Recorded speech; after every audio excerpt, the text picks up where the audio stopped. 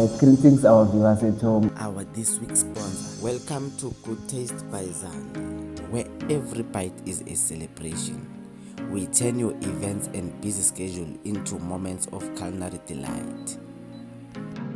We offer buffet catering, harvest table, platters, dessert bars, pre-packaged meals, plattered dining, picnic boxes, meals preparation, feasts for a crowd, stunning centerpieces of flavor, sweet finishes for event, from grand events to simple suppers.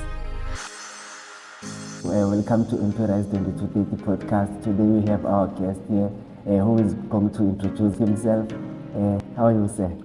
I'm okay, thank you. Yes. Can you greet our viewers at home and introduce yourself? Yeah, hello viewers, my name is Johan Kruger and I'm currently on the 3G Contractor Academy, lecturing in supply chain management. Until a while ago, I did the same in people's management and leadership. Okay. So, sir, can you tell us about your journey? How did you get started with people's management and supply chain management? Well, quite by accident. The point is, I was a professional manager, never lectured before in my life, and then a friend of mine told me that he was lecturing at Wits Technikon, today Joburg University. Yes. And I said to myself, I won't mind doing that because I've got such a lot to share. Okay, he introduced me, I got an opening, and I started teaching at Wits Technikon. And the point is, I've only stopped when I had to move to Port Elizabeth many years later. Oh, okay. So it was quite by accident. So, what inspired you to become a lecturer after working for several companies? Look, it's as I said, it was an accident, but since I discovered it, when you are a manager, you learn many things, and you say to yourself, you would like to tell other people about it. Okay, and in many cases, it's a question of other managers do things different to you, but it's a question of who gets the success. And I think what inspired me to remain a lecturer, and today it's one of my favorite things, is a question of sharing with other people my successes and, of course, my failures. Because from the failures, and there have been many, you learn also in terms of other people learn, younger people learn, not to repeat those. Yes. Okay, so looking back to your lessons, what lessons have you learned at the early stage of your career? Well, what I've learned as far as management is concerned, it's a question of you've got to be compassionate to the people, you've got to be nice to the people, you've got to keep the people on your side. But the point is, you cannot compromise if there are objectives to be met. The objectives have to be met at all times. And therefore, it's a question of somebody says, look, I need more time. You allow a certain degree of time, but you cannot let that go on forever. The point is, there's a deadline to be met, and the point is, you support that person until he meets the deadline. Otherwise, you end up with a very weak management person or with a very weak management team.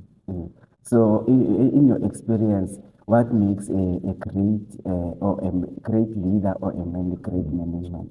Well, I in the workplace today. I would suggest somebody who is focused. He understands what needs to be done, and he goes out and he does it. He does not need to compile a huge degree of project plans and notes and stuff like that. But the point is, the objective should be clear. The people should be briefed. The necessary allocations in terms of roles and responsibilities need to happen. And the point is that then the people need to pursue it with me behind it, encouraging them all the time. Or, if you like, then me in front, doing a part of the job and inspiring the people to do exactly the same. A good leader is a person who is present, who is there. Not somebody who sits aloof and expects his people to do it. He must show the example. Okay. So how do you handle challenges when managing people from the different background or different generation? Yeah. Funny enough, I didn't, I read that question and I've got very few problems with that. As far as, different types of people is concerned, in terms of female or people from other races, no problem whatsoever. The point is, I do exactly what I do with others in terms of spell out the objectives and then check, do you actually understand? And if they do, okay, let's proceed. It is only in recent times that I've encountered, the so-called generational theory or the generational gap with millennials and now Generation X's who like doing things differently to me. And what I do is allow them to do so in a different way to how I would have done it. But the point is, as long as they get to the desired outcome.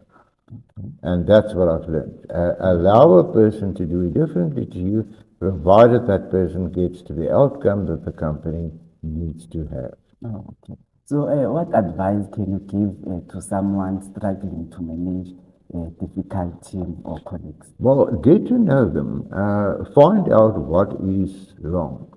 Why are these people or this particular person not performing? Are they getting along with one another?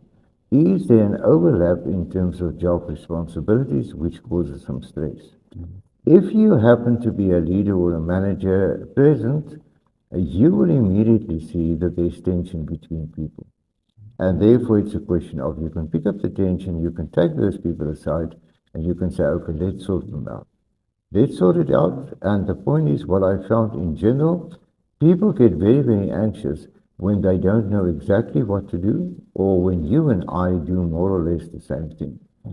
We have to sit down and decide what are you going to do, what am I going to do, and that solves a lot of the problems. It's in very rare cases that people have an issue with other people. And one of the very dear lessons that I've learned is I had an issue with a person. We were both considered for the same higher position. Okay. And I think this was very immature of me. And for that reason, I started ignoring him, because I knew that we were competing for the same position. And to such a degree that he eventually came to me and said, what is wrong? What is wrong? Why are you never talking to me? I have not done anything to you. And that's when I realized I'm being the immature person. They will choose whoever is best for this particular position. It's not a question of me being able to force my way into this post. And there was nothing in any event, because it was damn good, that I could eliminate him. He was a financial manager, I was a services manager. And very soon afterwards, I apologized, and even today, many, many years later, I still feel guilty about the way that I behaved at that time. Okay. It is immature and childish. Okay. So, how has technology changed the way managers lead and communicate with the team? Well, the point is there are more modes of communication.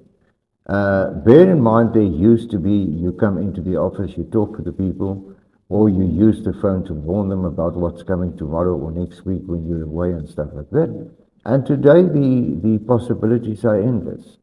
Okay, there's emails.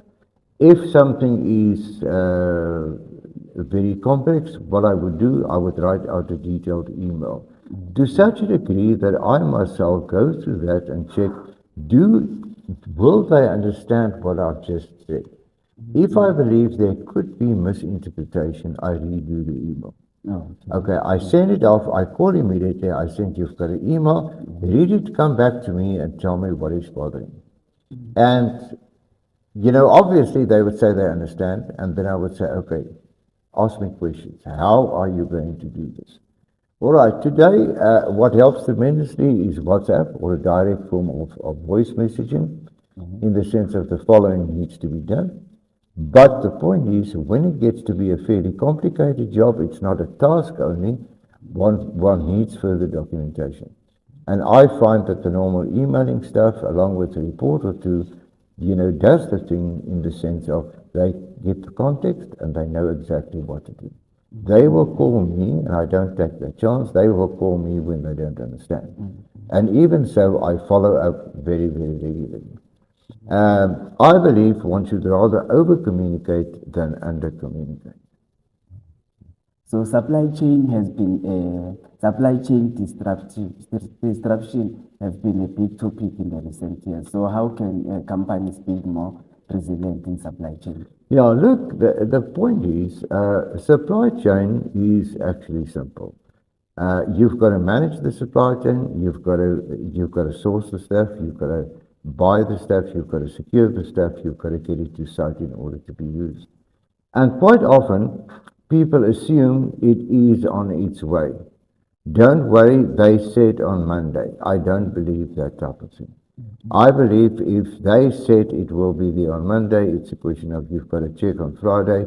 Is it coming on Monday and at what time? And that means sustainability of the supply chain in the order of it's not going to break down, the people are not going to stand, and other people won't be disappointed with the outcome. So what are the most common challenges or mistakes that companies make when it comes to supply chain planning?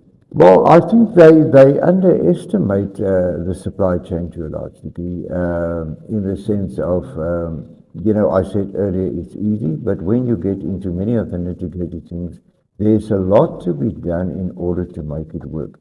One has to be very, very careful, for instance, as far as imports are concerned, to make dead certain that the correct order has been placed, it will be arriving at a certain time, at what port or airport, and to get that to the operational site as quickly as possible. And my major challenges with the supply chain is stuff not arriving.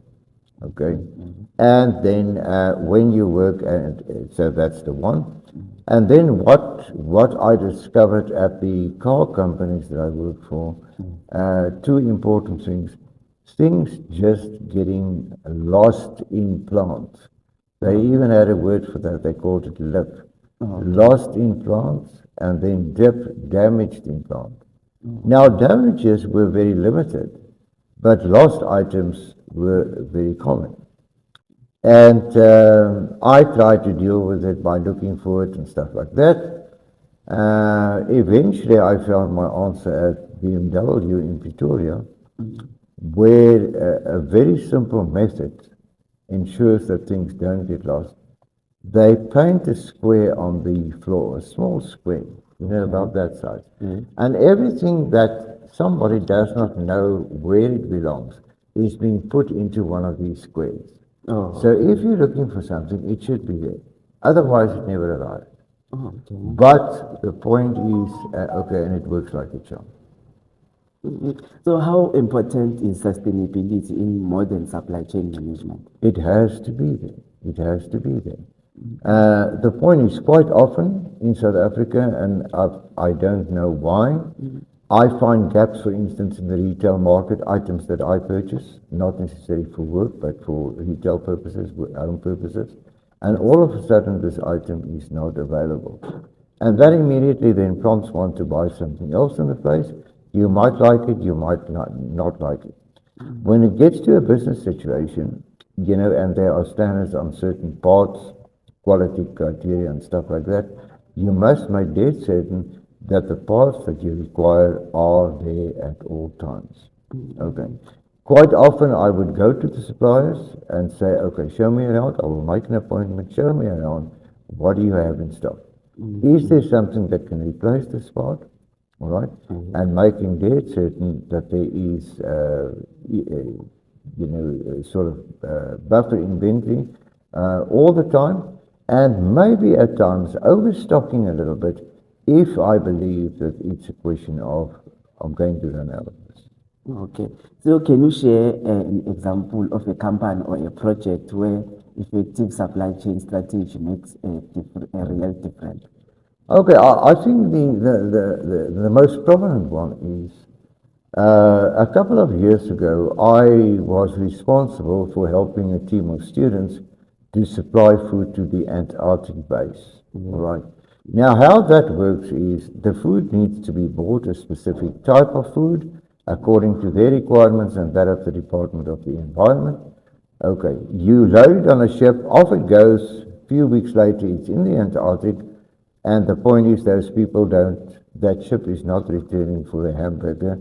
You know, if one takes a look at that popular ad of guys prepared to row to Kentucky or whatever, it doesn't work like that. So the point is, you've got to make dead certain that everything is there before the time. Okay, and that proved to be a great challenge to me in the sense of the unavailability of certain items that either Department of the Environment or the people at the Antarctic base themselves needed. All right, and what was interesting, they did not want to negotiate. They wanted to have coffee in this particular size, you know, and not this particular size. All right, and products change as time goes on. And quite often, you had to scour the entire Pretoria and Joburg regions in order to get what the people want. And in many cases, you bought the last of a previous line of coffee just to satisfy the conditions of the contract. It was really very successful at the end of the day, but it was one of the most difficult projects I ever had to do in terms of finding the exact thing that the people require. Okay. So, Mr. Johan, as a lecturer, what do you enjoy the most by teaching people's management and supply chain management? Look, I see it's a type of a one-man show, okay? Yes. And the point is, the people, I focus my time on the people. The students need to enjoy it, because once you enjoy it, you are likely to learn better. So whenever I hear something about something, I develop that into a short little exercise. Whenever I see something in a movie, for instance, I get that bit of movie or that strip of movie, and the point is I contextualize it for the students by saying, okay, look what this guy did. All right? And the point is, I like entertaining people. I like entertaining people because once they are entertained, they remember the stories, and therefore they remember the teaching that goes along with it. Okay. You will never find me without videos or gadgets or stories and stuff like that. And storytelling, by the way, you know, is, as far as I'm concerned, the mainstay of education. Tell a story and the people will remember the story, and you contextualize in such a way that it becomes the lesson. Okay.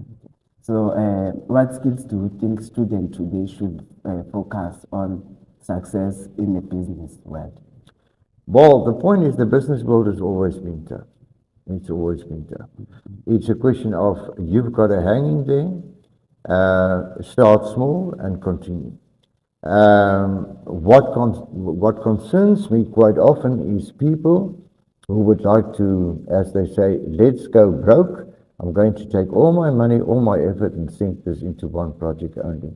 And then it doesn't work, and they sit, you know, in a not a good place. Start something small so that you can discover how business works. Okay, something small also immediately generates money. Something small is quite often easy to do, and the point is your income is guaranteed. And from there onwards, you start branching out, and you become bigger and bigger and bigger. All right. It's also critical, you know, and it's interesting that Sariti mentioned this as well yesterday. Yes. You have to have a 2IC to help you not only think, but do when you run out of time.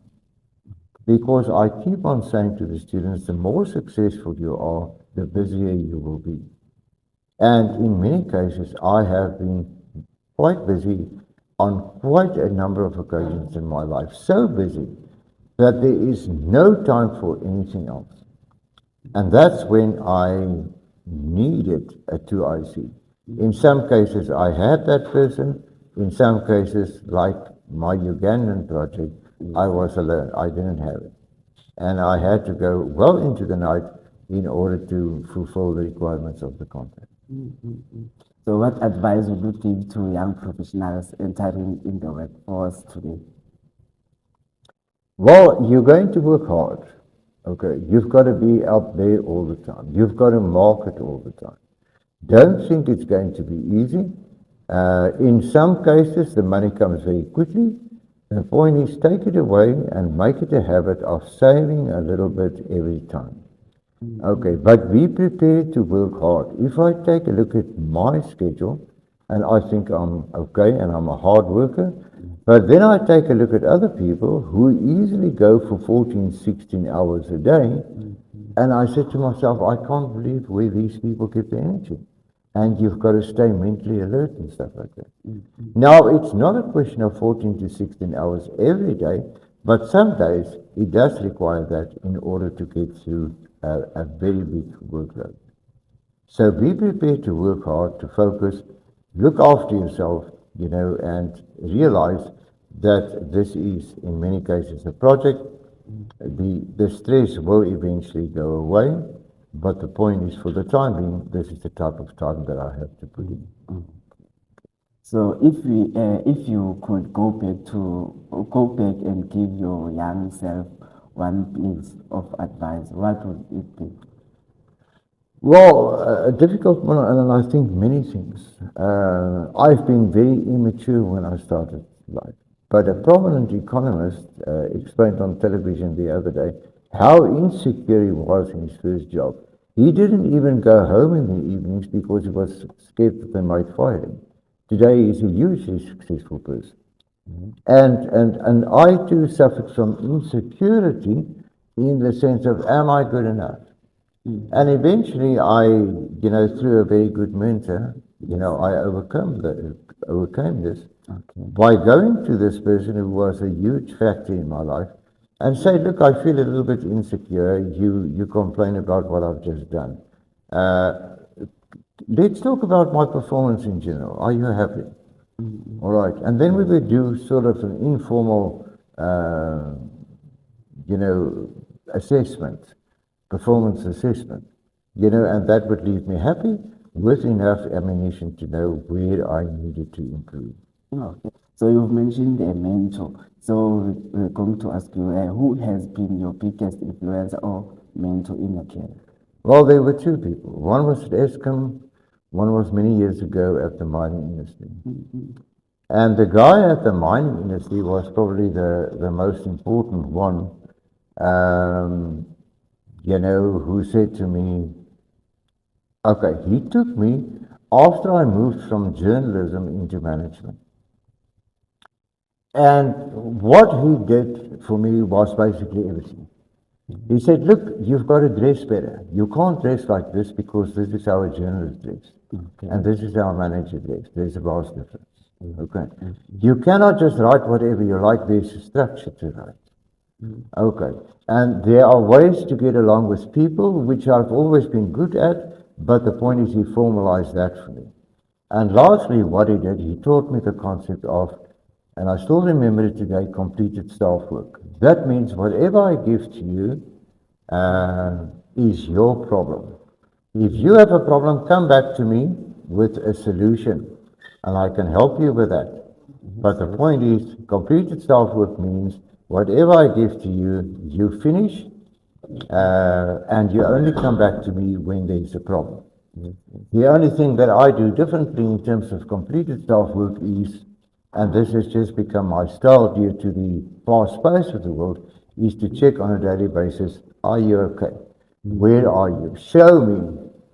And in many cases, to show me, I'm happy, then I can go home. And it helps the other people in terms of this day's work was very successful. Okay. So how do you balance work, teaching, and personal life? Well, in fact, I find it easy, but I would prefer to work basically all the time. Work is absolutely one of the favorite things that I do. Okay. But what I try to do is cut off, because I'm not a night person. So I cut off at about 6, 7 at night. Okay. And then I enjoy the evening by doing no work. But 5, 6 o'clock tomorrow morning, I'm back there. Weekends, I prefer not to do work. Some weekends you do have work, but I go out, I go to the movies, I play pool, I engage in a couple of sports, and I engage with people, and that helps me to create some balance. Oh, okay. But for all practical purposes, work is still my favorite thing. Oh, okay. Oh, all right. So where do you see people's management and supply chain in the next 5 to 10 years? Okay. People's management, I'm concerned about because I think it's going to become very impersonal. Very impersonal. I'm tired of people just being treated as numbers. I'm tired of people just being treated as workers. You're being paid, but you're a worker. I don't like this attitude. You are being paid and you're part of a team because you also have your ambitions, you have your days to fill, you have your days to enjoy. And I'm scared that with all the technology, that it's a question of people might feel alienated towards the job because the point is they are being treated through technology, let's call it at a distance, as if they're not there. All right. You now have cameras and robots and stuff monitoring people in terms of where they are, what they do, where are they at this particular moment. I believe that's too much. Give people a job to do, be friendly to them, and then check what they do.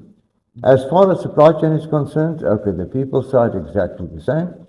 I think the supply chain will in fact improve even more in the sense of mechanisms and not necessarily technology. I think it's new thinking just to see how quickly can we get something to the market, okay, and then from the market, to the consumer. And I think we've already gone a long way as far as that is concerned. My concern is more about the people in both normal jobs and then supply chain management jobs in the sense of that they feel worthwhile, that they don't feel like an add-on, in this particular business. Yes. So we have seen that you have wrote your book. So can you brief tell us about the book and where can Okay. our Yeah, viewers look, the point is I've written a book called, I'll translate it, The Wonderful World of Uncle of Oom because, okay, which is my second name. I've been walking around with these stories for quite some time. And finally I said to myself, look, the point is, I'm getting on in age and I would also like to leave a legacy. I'm writing these books not necessarily to make money because you've got to be a very successful author to really make good money. But I need other people to listen to the stories or to read the stories. As we speak, I'm compiling a website for that, which is called Afrikaans is Snaaks, Afrikaans is Funny, where I'm going to start posting within the next 2 weeks. I'm busy writing a second lot of stories. And the point is, if you are an author-like type of person like myself who likes to tell stories, writing a story, of course, it's hard work, but the point is it comes easy, and you write it in such a fashion that it's not only interesting for you, but you write it with a focus of, let's see if I can do it in such a way that other people will enjoy it. And what I try to do is always create a surprising end to a normal story. To a normal So story. a takeaway for our viewers at home, especially those who are interested in leadership and business management. Well, the point is, care for the people. People don't know how much you care, or don't, okay, let me start again. People don't care how much you know until they know how much you care. All right, and if you start caring for the people, people will start caring back for you. Enough story. If I do you a favor, you will feel compelled to return the favor. I'm not expecting it, but you will remember me for having done you a favor, and you will do me a favor when I ask you. Or you will automatically just follow me because the point is I'm an acceptable person. I'm not giving you any deal. it really bothers me in terms of these people shouting and screaming all the time and double standards and trying to prove who's the boss. If you are a good leader or a manager, you don't need to prove who's the boss. It's in your job description. You are the boss, so act like that. Act like that. You know, you don't need to tell people that you are the boss. People have to see that you are the boss. And how do you do that? You show them through your initiative. You say, we have to do that. They say leadership is easy. Okay? Yes. Get a number, decide where you would like to go and get some people to follow you. You don't need to tell them that you're the boss. Thanks, Mr. Johan. Where can our viewers get hold of you? Do you have contact numbers or any social media? Yes, yes. They can get hold of me on my cell phone. It's 076 958 7279. 076 958 7279. Or they can get hold of me, and that's my WhatsApp number as well. Or they can get hold of me at my email address, which is johan.kruger@gmail.com.